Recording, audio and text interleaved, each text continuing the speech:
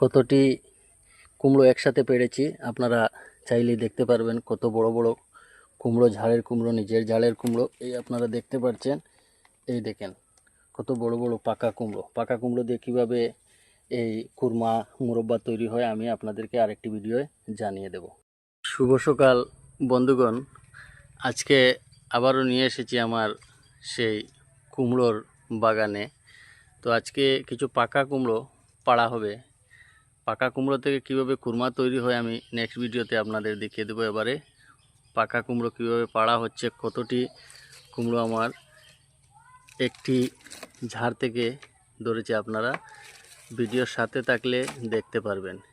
এই একটি পাকা কুমড়ো পাড়া হয়ে গেছে।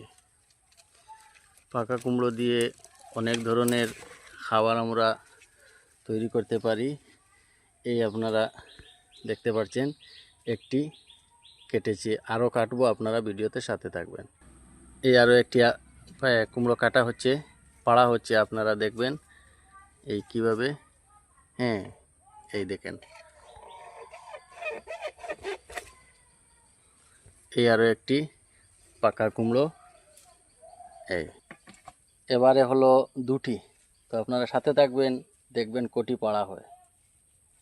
এই আরও একটি কাটা হচ্ছে, আমি আপনাদের দেখাবো, আপনারা সাথে থাকবেন।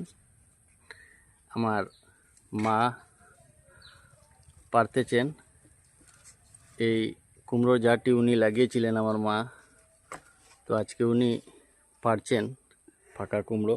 এই আপনারা দেখতে পাচ্ছেন, এই হলো তিনটি। এটি কত বড় আপনারা নিশ্চয়ই দেখতে পারছেন। আমি হাত দিয়ে আপনাদের দেখাবো, মানে কত মিনিমাম 1 ফুটের উপরে হবে।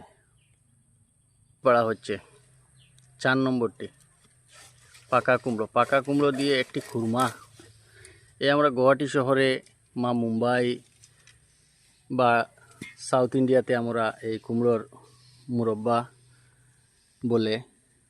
এইগুলি কিভাবে তৈরি করা হয় এই পাকা কুমড়ো দিয়ে আমি আপনাদেরকে দেখাবো। এই পাকা কুমড়ো দিয়ে তৈরি হয়। এই আরও একটি কুমড়ো, এটি পুরো পাকেনি, তাই আজকে আর পাড়া হবে না। এই আপনারা দেখতে পাচ্ছেন কত বড় কুমড়ো ঝাড়ে ধরিয়েছেন আমার মা। এই নেক্সট আরেকটি আমি দেখাবো। এই এই দেখেন, এটি অনেক বড়। এটি নিচের দিকে এলে হয়তো ছিঁড়ে পড়ে যেতে পারে, তাই উপরের দিকে রাখা হয়েছে। আরও অনেক কুমড়ো আছে। প্রতি সপ্তাহ 15 দিনে আমরা